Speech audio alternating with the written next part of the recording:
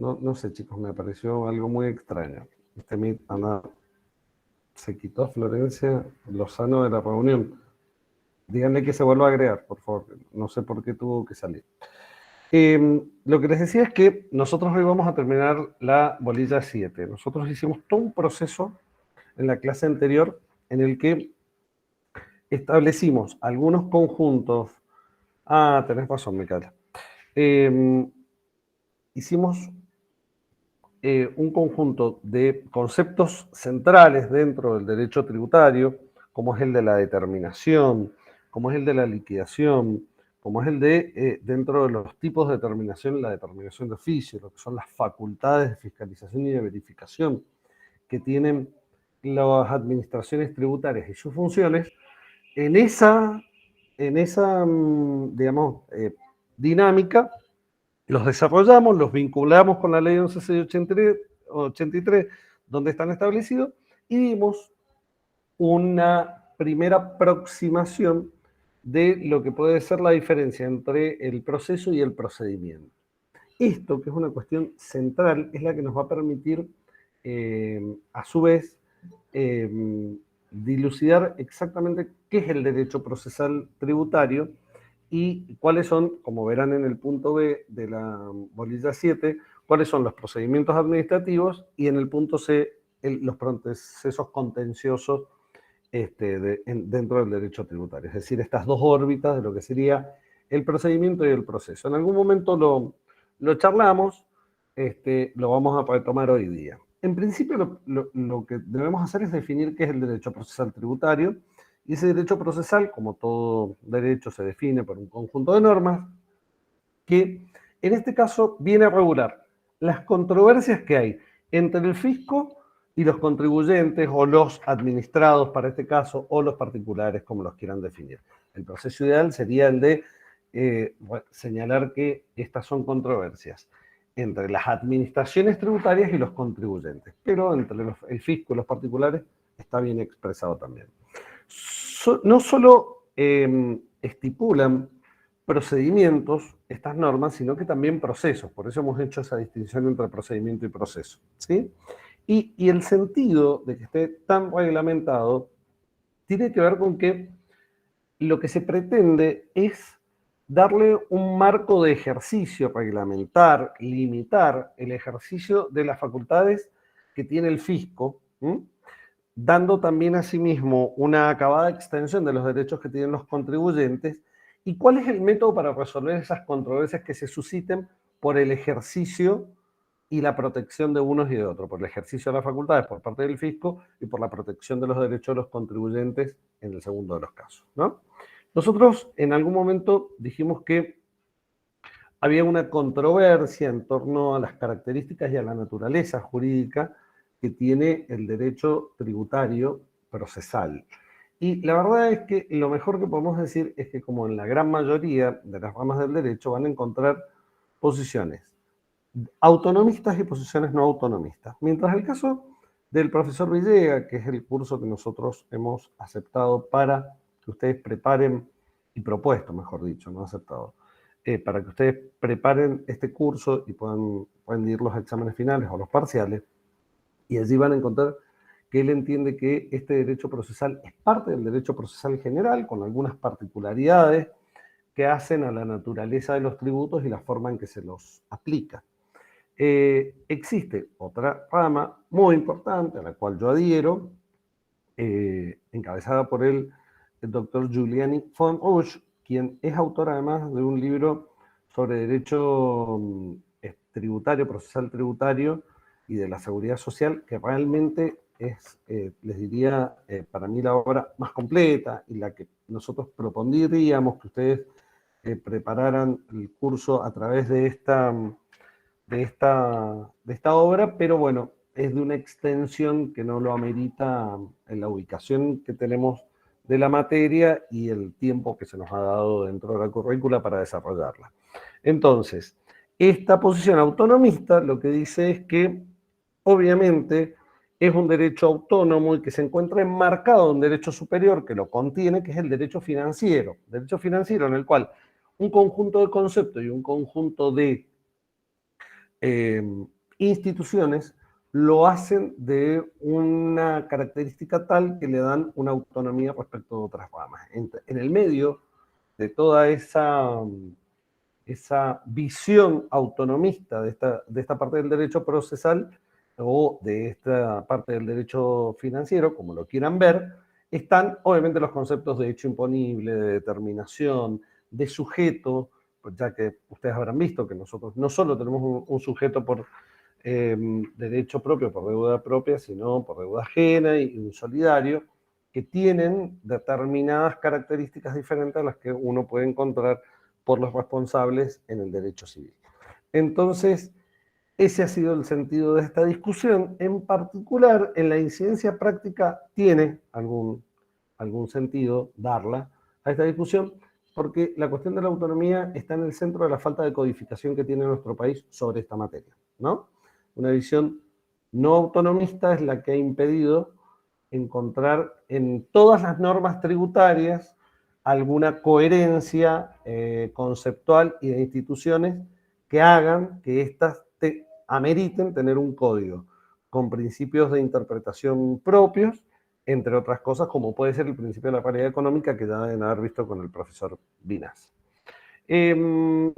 Nosotros hicimos una distinción no hace mucho entre proceso y procedimiento, que deseo repetir porque viene el caso, y que dijimos, mientras en el procedimiento nosotros nos encontramos en la órbita administrativa frente a un funcionario que lo que hace es, desde la órbita del Estado, del fisco, resolver planteos de los contribuyentes por divergencias entre lo propuesto por el fisco y lo que pretende ser aceptado por el contribuyente, o a la inversa, por lo declarado por el contribuyente y lo que pretende ser aceptado por el fisco, esas controversias se resuelven en la órbita de la administración y el agotamiento de esta vía administrativa dentro del fisco, dentro de la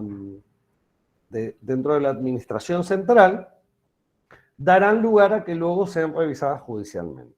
En esa instancia comienza el proceso, es decir, se sustrae en la disputa de la órbita administrativa, de la órbita de la administración pública y comienza a tramitar frente a un juez jurisdiccional, de aquellos que dicen el derecho, como solemos repetir los abogados, y que dependen de la órbita del Poder Judicial. Existe un bemol, que ya lo vamos a ver, que está dado por un organismo administrativo que se denomina Tribunal Fiscal de la Nación y que vino como un intento de reparación a la falta de independencia y de imparcialidad que pudiera tener la administración tributaria frente a alguien que le viene y le reclama por su propia actuación, ¿no? Sin embargo, a mi juicio, ya podré decir por qué, entiendo que ha quedado todavía como a mitad de camino. Ya lo vamos a ver más adelante. Además de esta diferencia entre procedimientos, es decir, todo lo que tiene que ver con las normas que reglamentan estas controversias en la órbita de la administración y el proceso, que son las normas que reglamentan ya la resolución de estas discrepancias entre fisco y contribuyente en la justicia, en el Poder Judicial, hay que resaltar también que hay alguna discusión en torno a cuándo se produce ese pasaje, ¿no?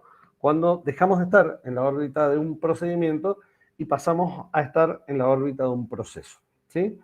Para serles muy sincero, y esto está bastante y extensamente desarrollado en Villegas, yo lo sintetizaría así. Mientras una parte de la doctrina opina que el proceso, es decir, que la parte judicial comienza cuando se termina todo lo concerniente a la determinación, otra parte de la doctrina dice que eso comienza cuando se produce la interposición de algún recurso, particularmente algún recurso planteado ante el ente fiscal, pero que deba ser tramitado por la justicia. Y otros autores dicen que en realidad el comienzo del proceso es con posterioridad a toda decisión administrativa, incluso la de admisión de un recurso que debe ser admitido por el fisco, pero luego remitido a la justicia para ser tratado, es decir, donde el fisco actuaría como mesa de entrada. Yo no los voy a complicar con esto, creo que a mí me alcanza con que ustedes distingan estas dos órbitas, y a efectos prácticos yo entiendo que agotada la vía administrativa implica que toda decisión que depende de la administración sea emanada, y de esa decisión, como buena decisión de la administración, cuyo nombre se denomina resolución, debe causarle estado al contribuyente, es decir, debe afectar de alguna manera directa sus derechos, en este caso, a discutir las pretensiones del fisco, con lo cual el solo hecho de que el fisco actúe como mesa de entrada de un recurso, por ejemplo, que luego lo eleva a la justicia, es decir, yo lo presento a la FIP, pero se tramita, como lo hay, el del artículo 77 de la ley 11.683, se tramita ante un juzgado federal, no sería todavía una órbita administrativa. La órbita administrativa concluyó con la decisión que se está pretendiendo discutir y cuyo ingreso se hace mediante un recurso presentado en la FIP, pero que lo resuelve otro. Es decir, para mí lo determinante es ese proceso. ¿Cómo concluye? Con la resolución de un juez administrativo, mal llamado juez administrativo, como charlamos en la clase anterior, o lo resuelve un juez de los que dicen derecho, de los que trabajan en la órbita del Poder Judicial. Si es así, si lo resuelve un juez del Poder Judicial, ese recurso es el que ha dado comienzo al proceso, sea donde sea que se haya presentado. ¿Se vio esto? Yo sé que es medio oscuro y muy poco motivante, pero más o menos se vio. Sí, profe, o sea que tenemos que estar atentos al momento en el cual se presenta un recurso y ver quién resuelve. Y en base a eso determinamos si es la administración o el Poder Judicial. Me parece perfecto, Oriana, lo has resumido muy bien. Bueno, veo que al menos Oriana lo entendió bien. Si hay alguien más, puede realizar las consultas. En particular, hoy vamos a ver los procedimientos para la aplicación de sanciones, para la aplicación de sanciones previsto en el artículo 70 de la ley 11.683. Ese procedimiento, que normalmente se denomina sumario, es un procedimiento que está destinado, y acá van a tener que prestar bastante atención, que está destinado a resolver la responsabilidad de un contribuyente cuando se hayan constatado infracciones del artículo 39, 45, 46, 48 y todos sus agregados a continuación, y cuando se haya constatado una de las infracciones del artículo 38 y este así lo disponga. Ya vamos a resumir eso muy brevemente porque es un artículo que se ha en dos veces modificado con diferentes sentidos, con lo cual no quiero enredarlo. Pero en definitiva lo que nos está diciendo el artículo 70 de la ley es: frente a toda infracción formal o material, se inicia un procedimiento sumario. En el caso del 38, como lo vamos a ver, existe una instancia previa en la cual se intima y todavía el contribuyente podrá cumplir voluntariamente, obteniendo alguna reducción de multa, pero si no lo hace, directamente comienza el procedimiento sumario. Este procedimiento sumario es el que asegura el derecho de defensa del administrado o del contribuyente, ¿sí? Y tiene algunas particularidades que estaría bueno que repasemos, ¿sí? En particular, valga la redundancia, en particular, primero se inicia, al igual que el procedimiento de determinación de oficio, con la resolución de un juez administrativo. Ese juez administrativo debe consignarle al contribuyente la identificación de quién es la persona a la que se le está siguiendo este procedimiento sumario, y esa identificación en el derecho tributario no es solo con el nombre, sino que es además con una clave de identificación única tributaria, con una CUIT. Además, debe señalarle el impuesto y los periodos por los cuales se le está investigando su conducta, y una descripción de las conductas que suele ser extremadamente breve, porque en muchas ocasiones no supera la mera mención del artículo y el inciso a través del cual se lo pretende investigar. Es decir, que en este sentido, en muchas ocasiones, cuando ustedes ejerzan como abogados, puede que reciban dentro de la oficina virtual de AFIP una comunicación de que se ha iniciado un sumario y no describen exactamente la conducta, no dicen usted presentó inexactamente determinadas declaraciones juradas, sino que lo remiten al artículo 46, inciso tanto, y ustedes tienen un poco que armar ese Tetris. Se los adelanto porque es parte de las complicaciones que los profesionales tenemos cuando apenas comenzamos y tenemos que abordar, porque pretendemos hacerlo, trabajar en la órbita del derecho tributario, tenemos que abordar una defensa tributaria de estos sumarios. En ese mismo acto, en esa misma resolución del juez administrativo, se lo emplaza para que en 15 días usted presente todos los alegatos que pudiera hacer en su defensa y aporte toda la prueba. Y estos 15 días serán prorrogables por única vez y a pedido del contribuyente. Yo no sé si alguno de ustedes recuerda algún procedimiento en el cual haya existido una norma similar.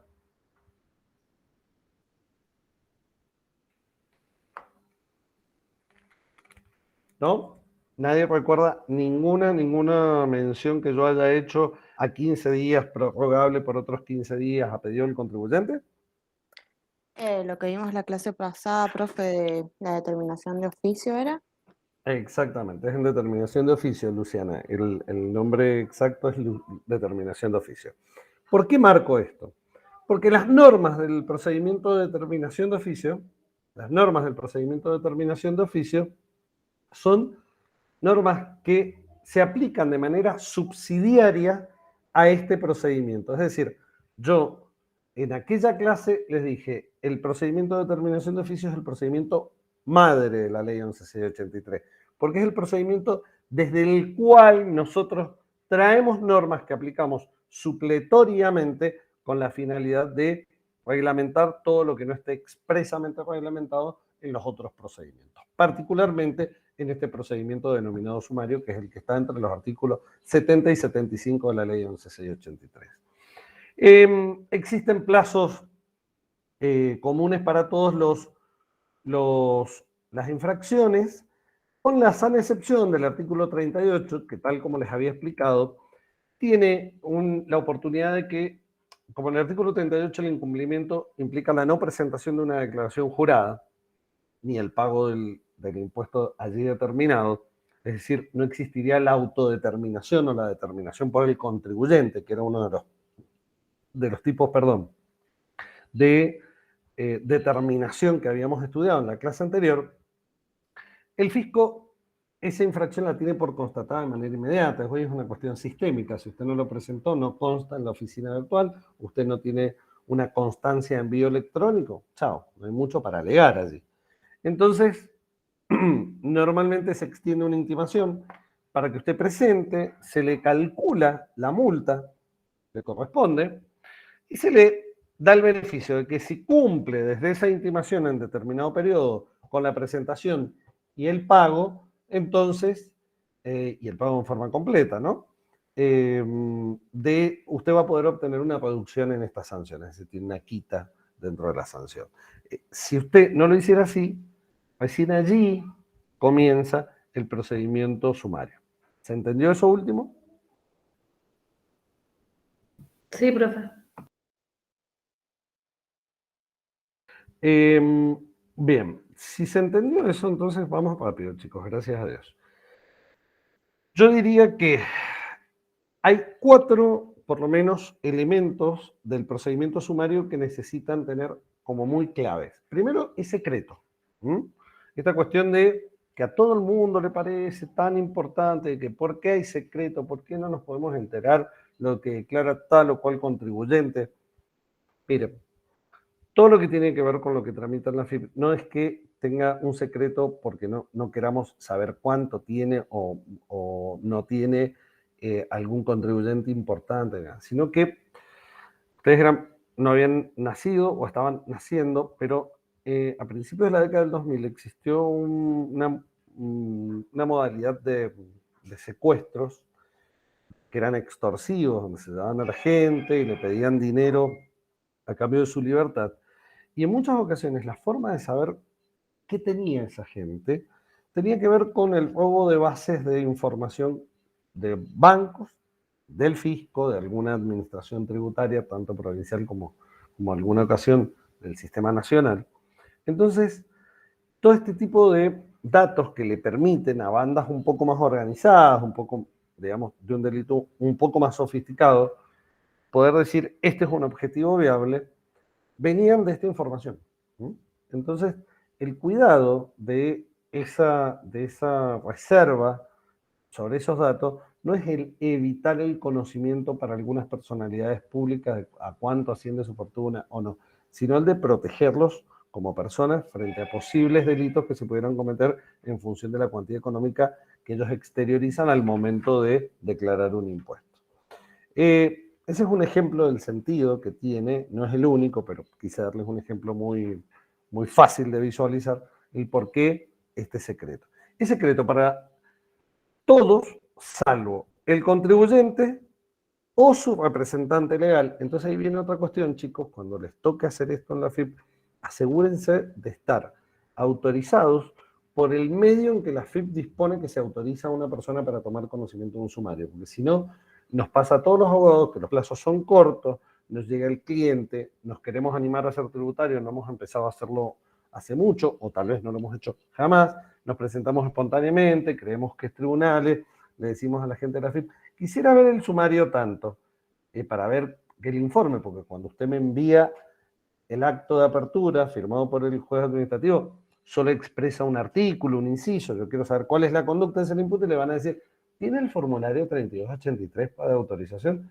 Y ustedes se quedan con cara de póker. Dicen no. Entonces, no porque es secreto, salvo para el contribuyente o su representante legal, digamos.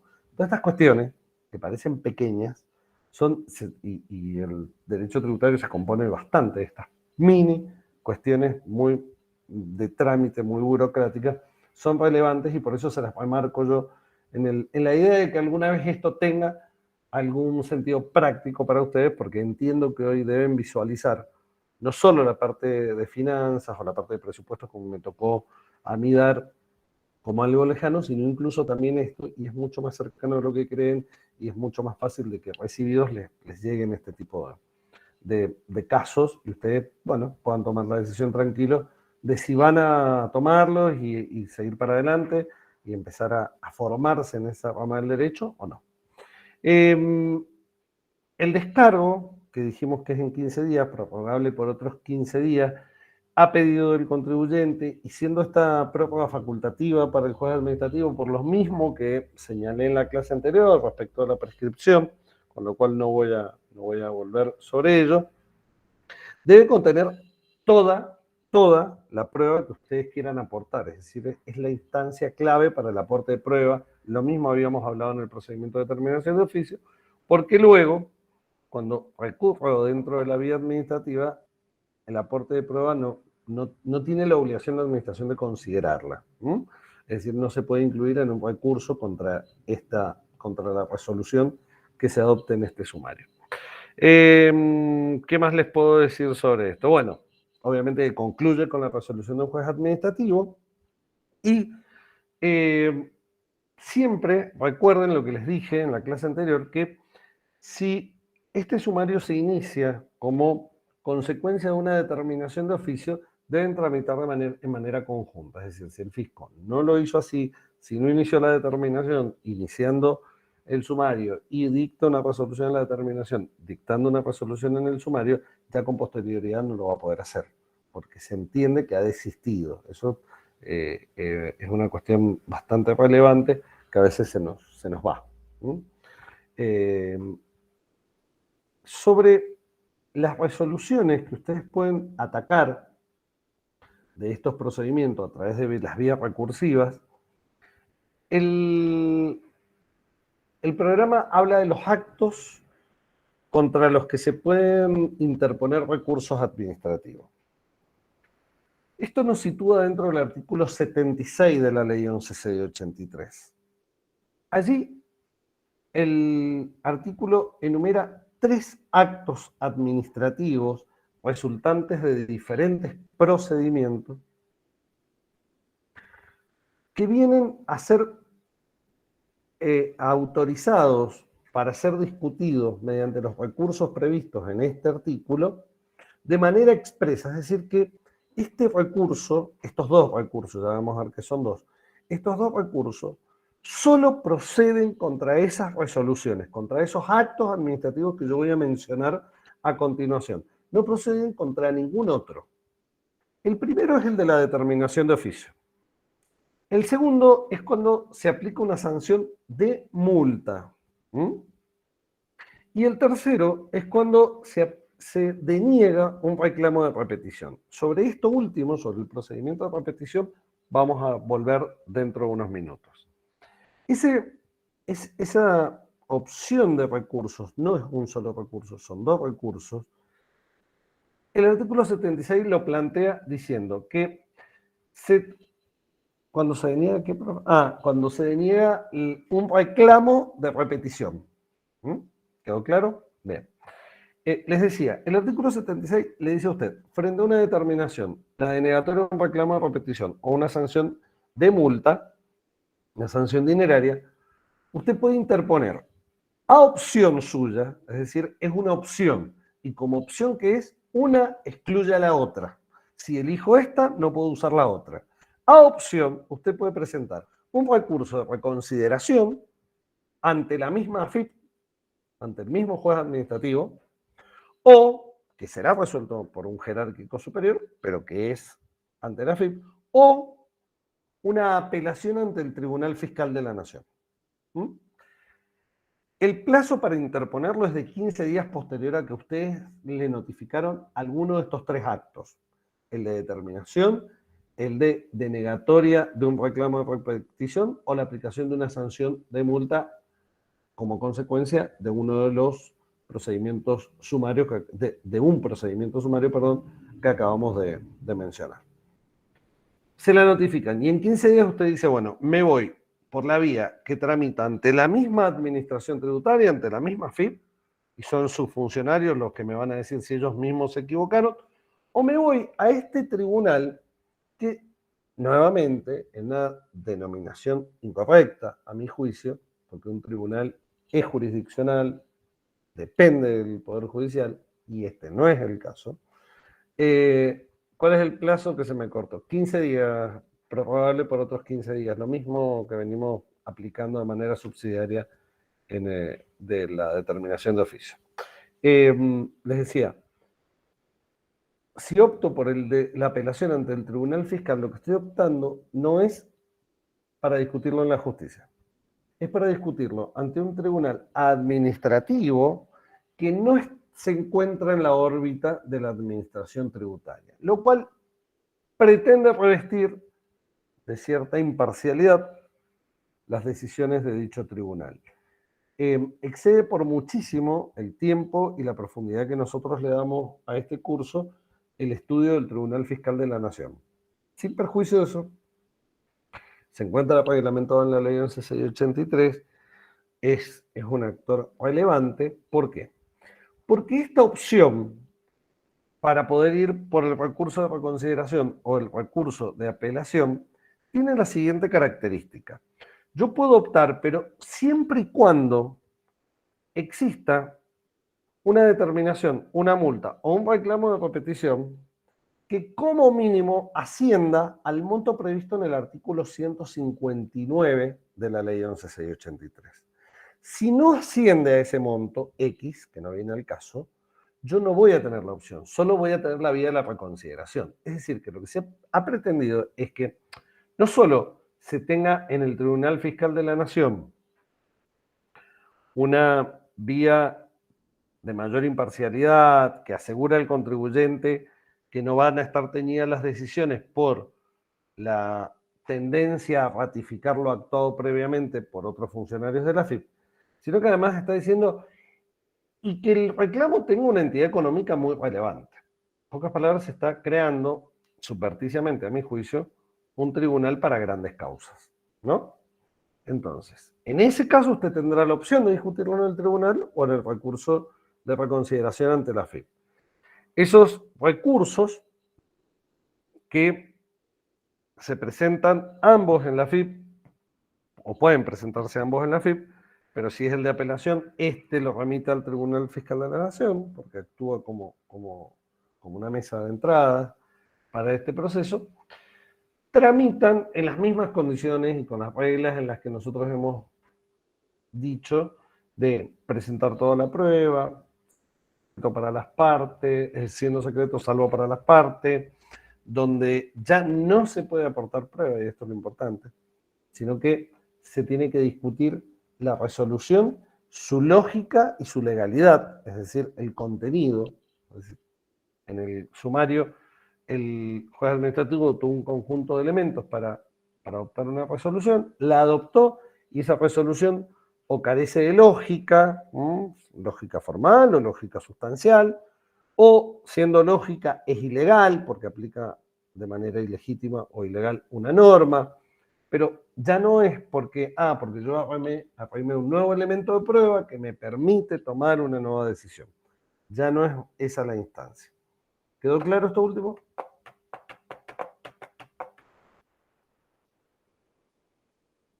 ¿Quedó claro? Sí, profe. Gracias, Jessica. Este procedimiento de recursos es solo al efecto de las resoluciones adoptadas en un sumario contra las infracciones del artículo 39, 45, 46, 48 y el 38 en las condiciones que charlamos. Pero les hago una consulta. ¿Ustedes ya han visto las infracciones tanto formales como materiales? Sí, profe. ¿Y cuál me estaría faltando entonces?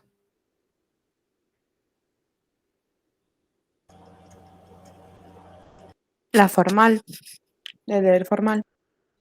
El deber formal es el 38 y el 39 son deberes formales. Nos está faltando la del artículo 40. Nos está faltando la del artículo 40, que es otro de los deberes formales, uno de los deberes formales más importantes, que tiene que ver con la emisión de la factura, el traslado de mercadería con respaldo documental, encontrarme inscripto, bueno, todo lo que ya habrán estudiado, o al menos habrán visto.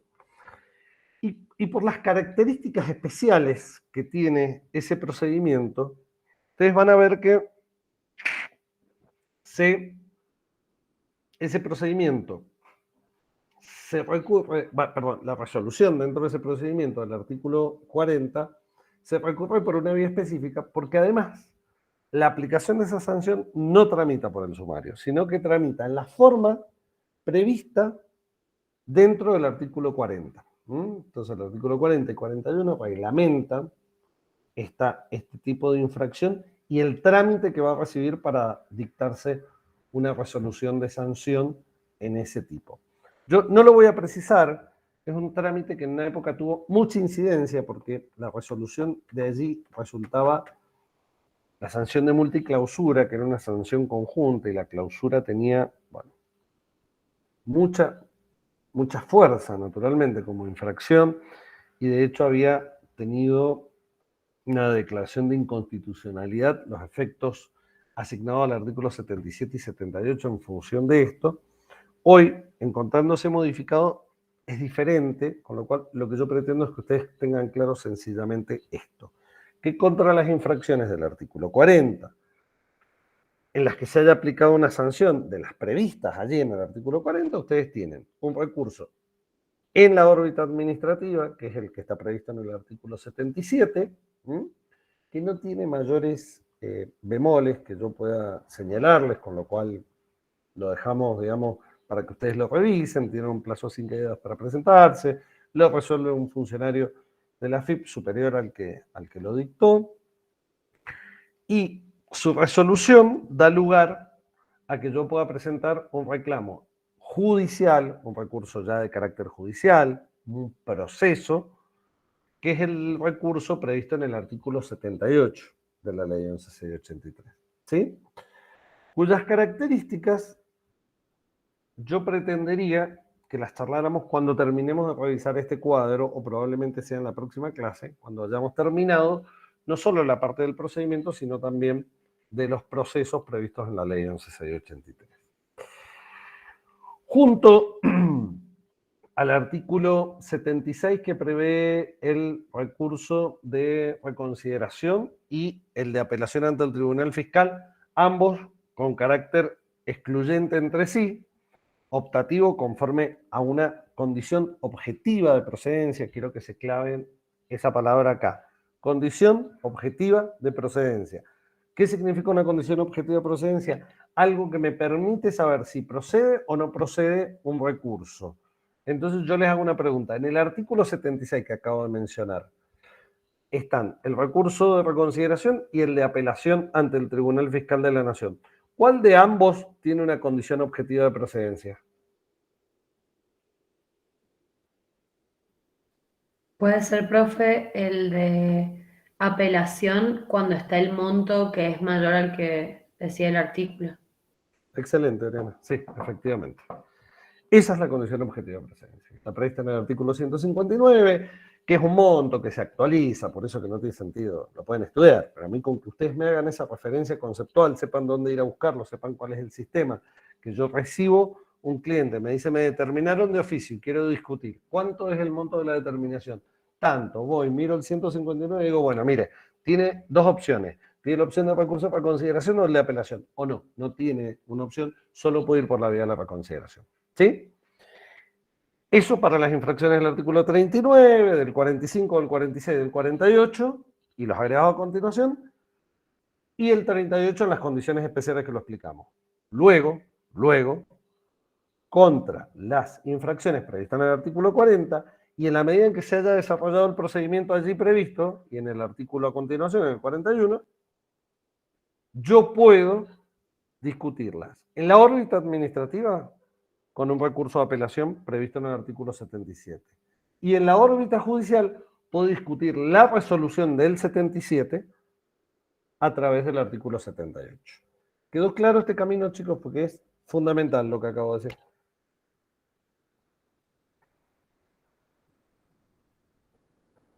Profe, ¿lo puede repetir? Bien.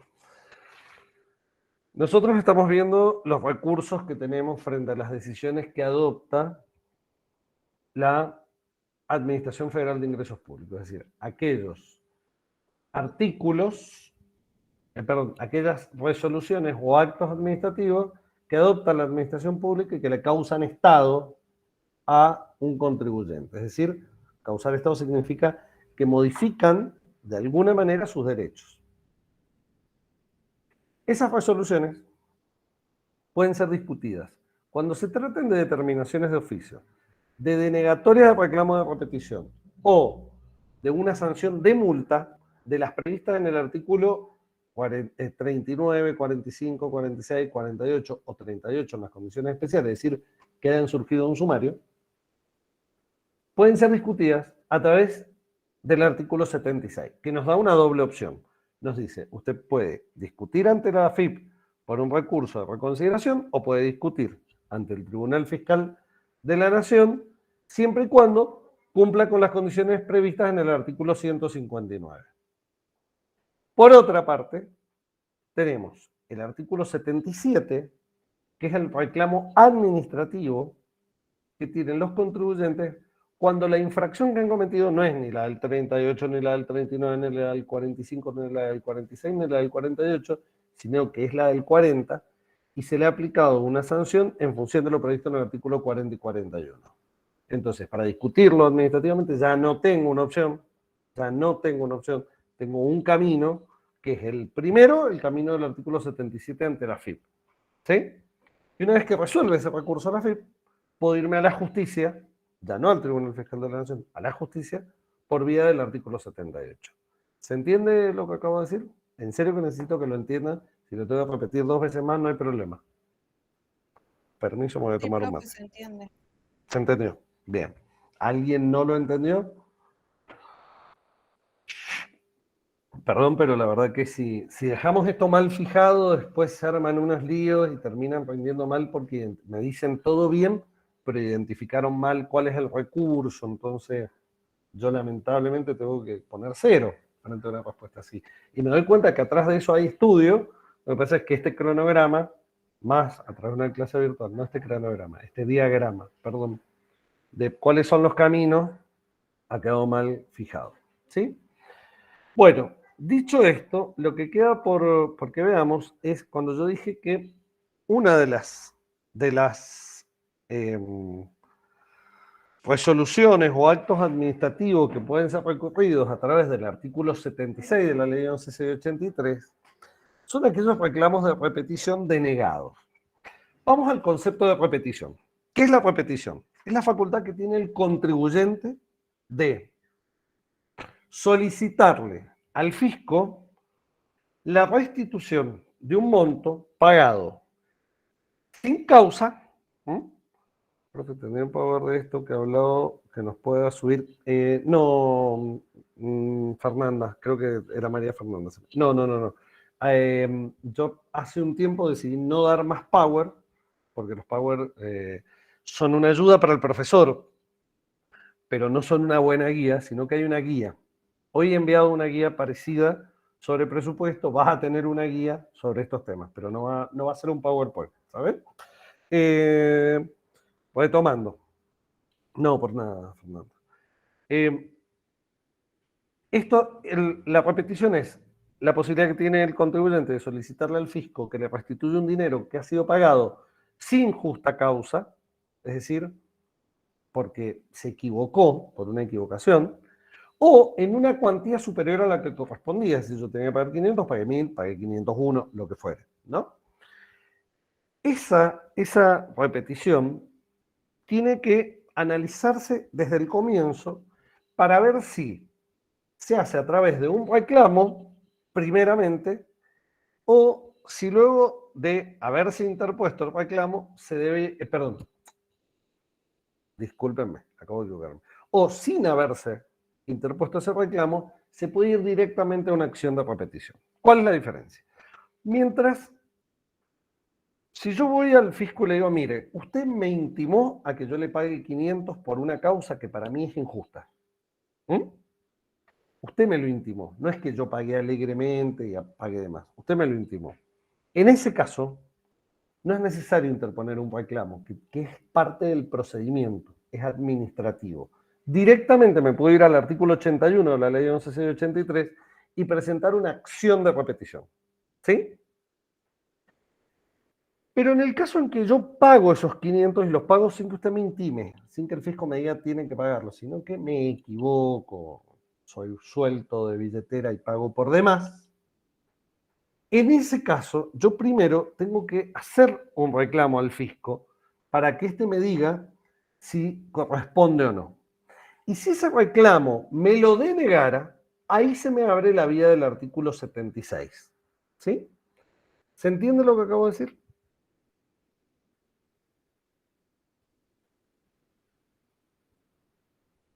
Sí, profe, Sí, profe. se me mezcló un poco, o sea,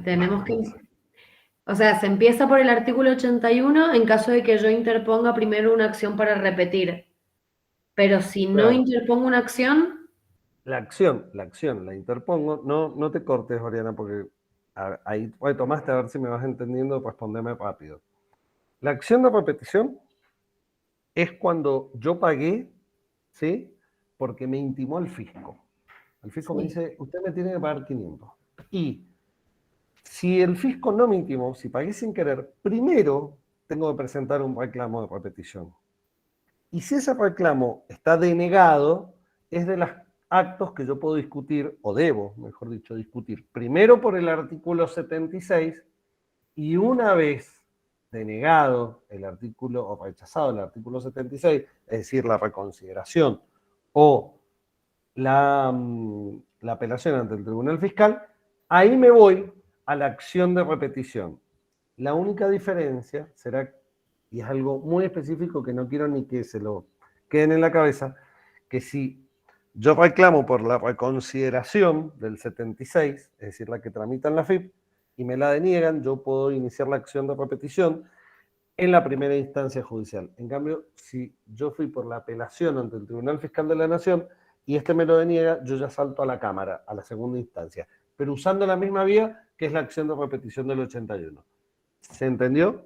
Sí, ahí está, ahí Seguro. me lo esquematicé. Es Bien. complicadito, es complicadito. Por eso he hinchado tanto de sí.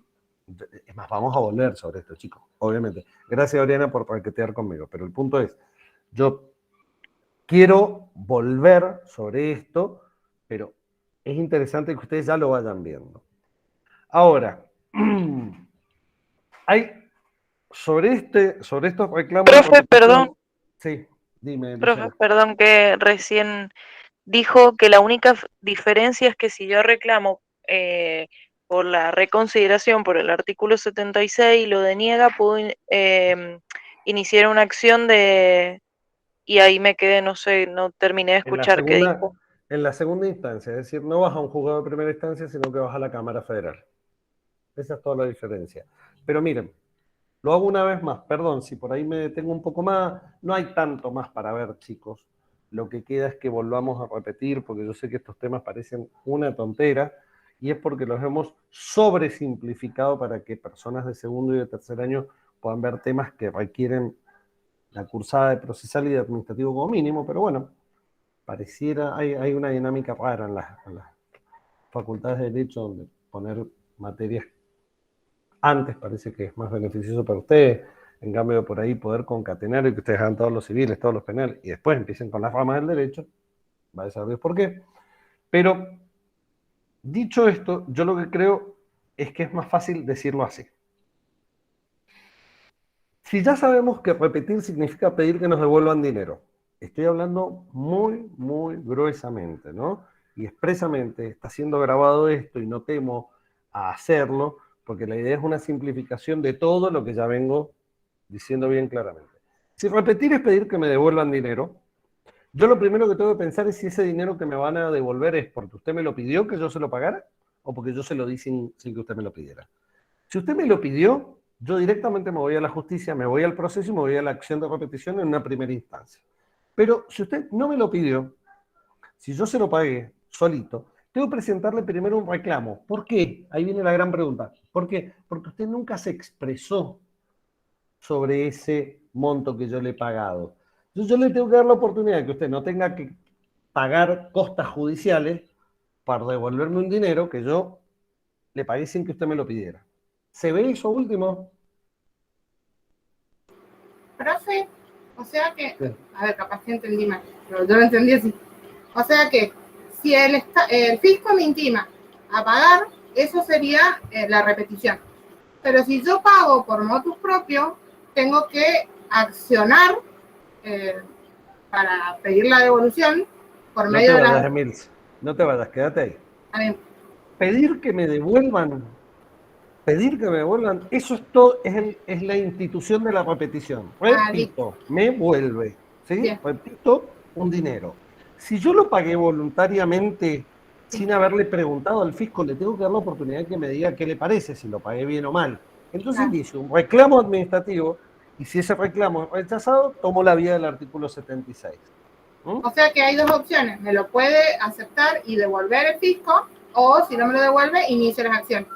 Exactamente. Entonces, ¿cuáles son las acciones? Se Primero el me fue el artículo nombre. 76, no, pero está bien, pero primero el artículo 76, Sí, por una vía o por la otra, bien. si es en la vía de la FIP y me lo vuelve a denegar, meto la acción de repetición. Si es la del Tribunal Fiscal de la Nación, también meto la acción de repetición si me lo deniega el Tribunal Fiscal. Lo que pasa es que en dos instancias diferentes, lo cual se los dije, pero ya no sé para qué se lo dije porque sabía que por ahí podía generarles confusión. O sea, que Pero siempre va a ser la acción de repetición siempre para la devolución.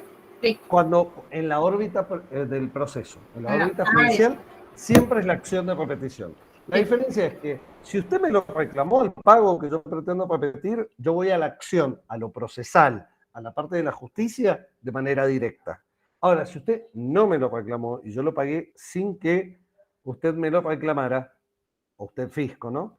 Lo primero es, presento un reclamo, si me deniega el reclamo, tengo un recurso administrativo, y si me deniega el recurso administrativo, ahí inicio la parte procesal de la acción de repetición. Los demás, ¿lo vieron? Sea por el chat o algo, pero en serio, chicos, que son 2, 3 pautas muy generales para que podamos terminar esta bolilla sin dolor de cabeza. Díganme si lo entendieron. Sí, profe, y Sí, si profe. no, se ve el video de la clase Sí, sin ahora poder sí. entenderlo. Lo que pasa es que no sé, bueno, yo no soy un gran confiado de que ver y rever los videos sirva de mucho, pero ya el día que los conozca, personalmente me contarán cómo ha sido esta experiencia.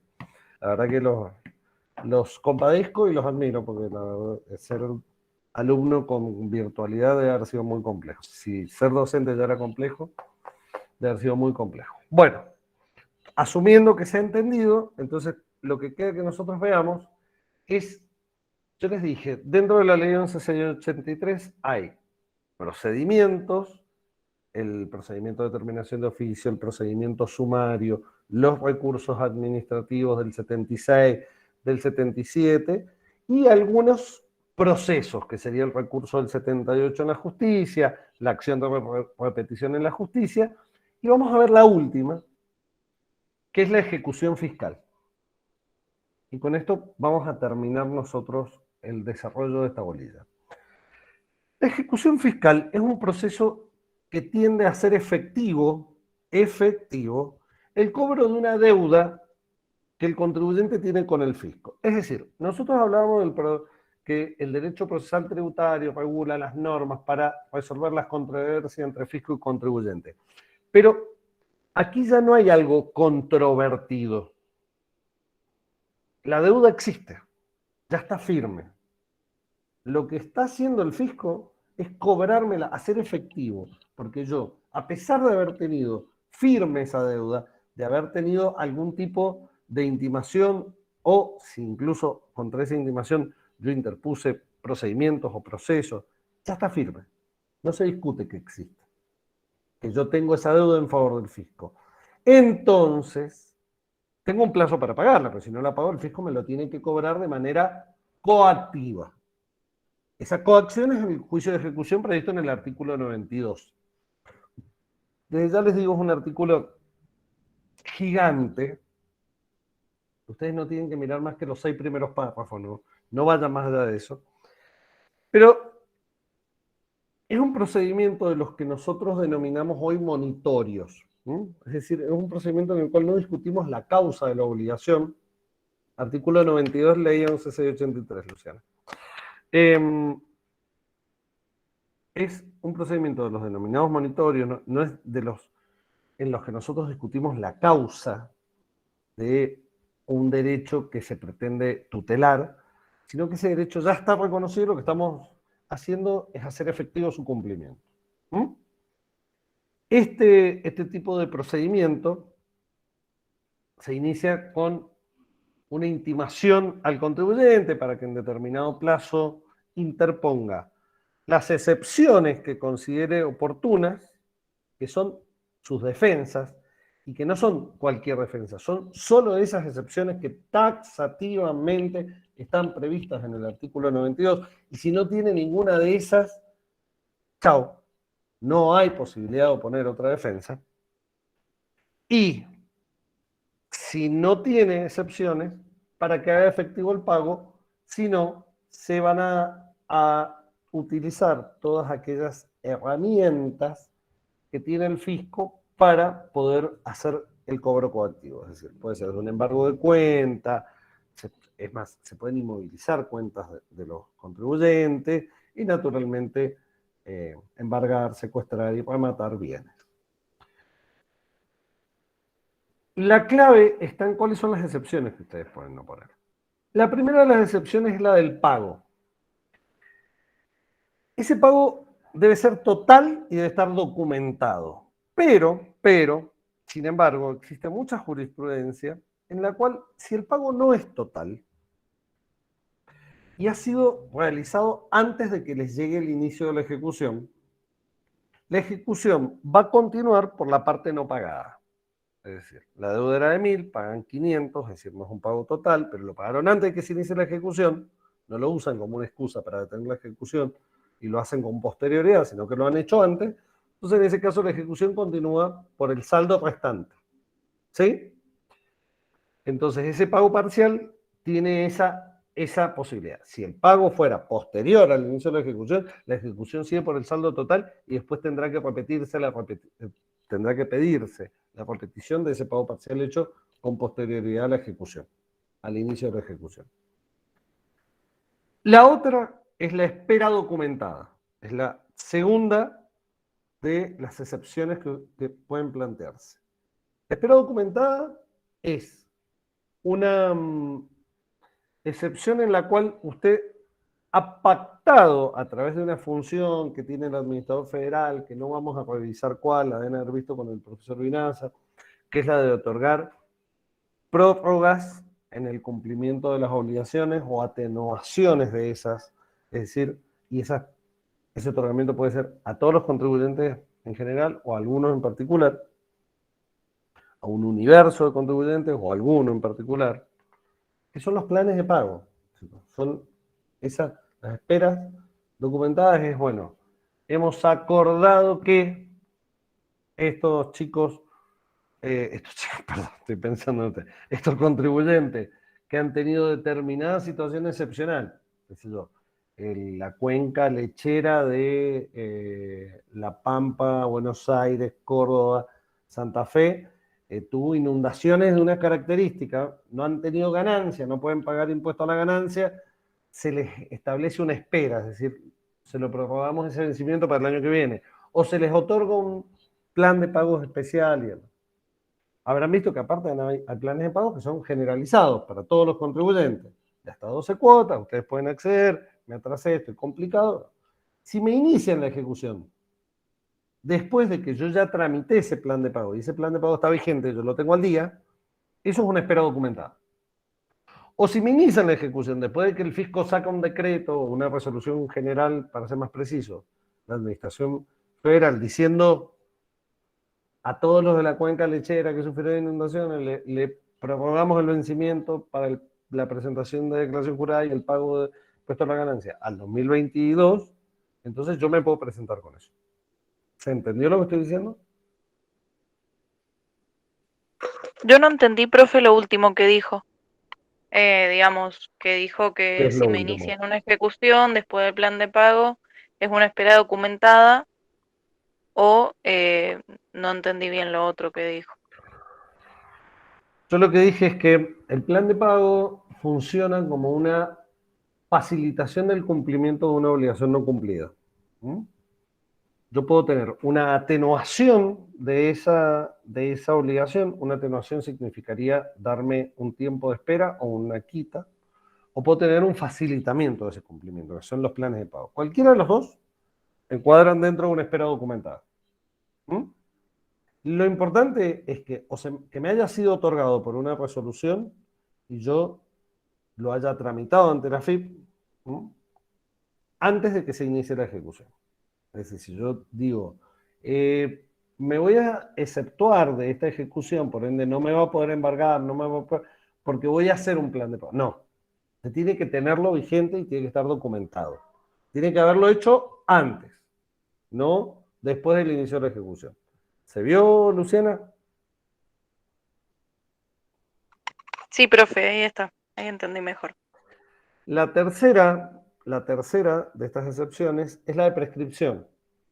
Es decir, el fisco ha dejado transcurrir el plazo para hacer efectivo el cobro de esa deuda.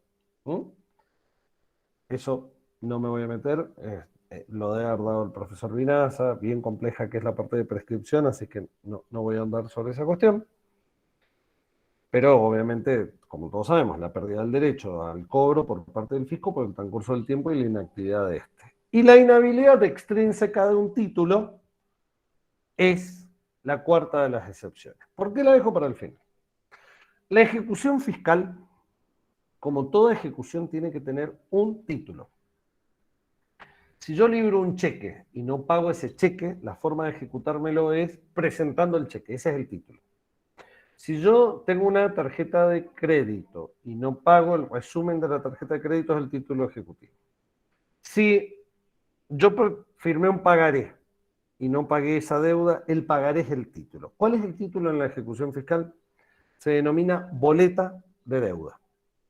Es una boleta con todo un detalle de la deuda, la identificación del contribuyente, el periodo, el impuesto, tal cual como siempre identificamos todos los procedimientos, en este caso este proceso, que se me ha emitido y se me ha notificado, en este caso ya se hace electrónicamente, pero en una época era de manera física, dándome un plazo para pagarlo.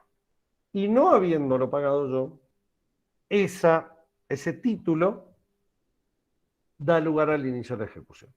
Si ese título, si esa boleta tiene una inhabilidad extrínseca, es decir, un vicio evidente que surge, está mal mi quit, yo no estoy inscrito en ganancia y me cobran ganancia, me están cobrando el IVA de enero a julio del 2029, todavía no existe ese año.